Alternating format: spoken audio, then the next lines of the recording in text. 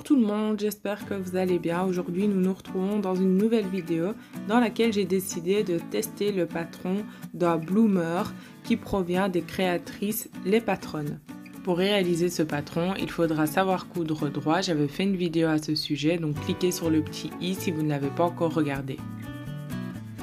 Alors j'espère que cette vidéo vous fera plaisir. Donc il suffit de cliquer sur le lien de la barre d'infos, de télécharger le patron et il est gratuit. Vous découpez le patron, vous découpez votre tissu et voilà ce que ça donne. Donc avec le patron, vous avez des indications qui vous disent de surfiler les côtés. Personnellement, j'ai surfilé tout mon tissu car il s'effilochait quand même beaucoup. Il y a deux façons pour surfiler. La première, c'est sélectionner votre point zigzag sur votre machine et piquer une fois à l'extérieur du tissu et une fois dans le tissu comme je vous montre à l'instant.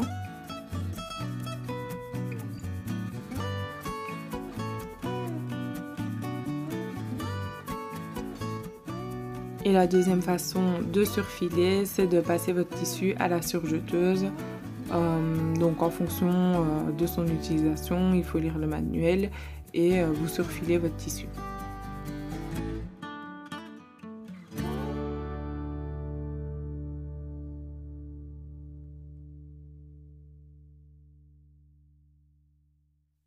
Quand vous avez fini de surfiler, il suffit de plier le bloomer de façon à ce que ça fasse une culotte endroit contre endroit, d'épingler et de piquer les côtés.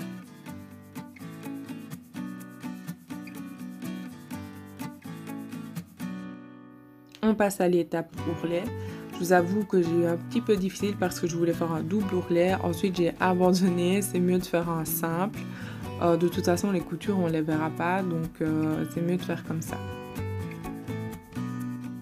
Dans les instructions, on nous prévient que, étant donné que l'ourlet de la cuisse est rond, il va apparaître des plis.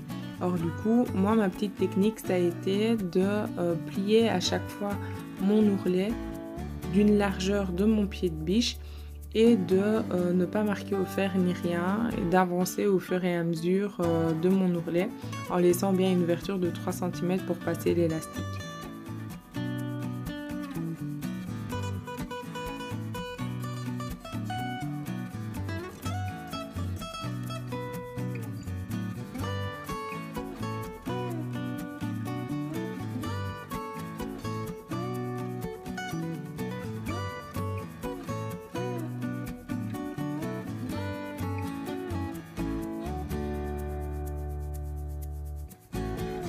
Donc quand vous avez terminé cette étape, il faudra passer l'élastique et pour cela, vous accrochez une épingle au bord de l'élastique pour le faire passer plus facilement.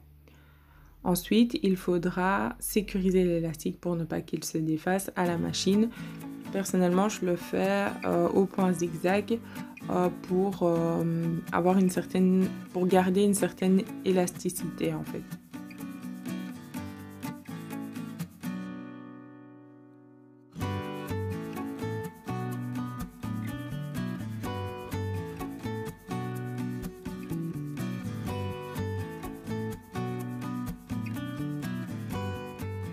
Quand c'est fait, je referme l'ouverture qui m'a permis de passer l'élastique sur l'endroit du tissu pour bien rejoindre les deux coutures. Voilà le résultat de mon bloomer. Je vous laisse quand même une photo un peu plus agréable à regarder parce que celle-là elle n'est pas top. La voici. J'avais envie de vous laisser mes petites remarques par rapport au patron, donc elles vont s'afficher ici.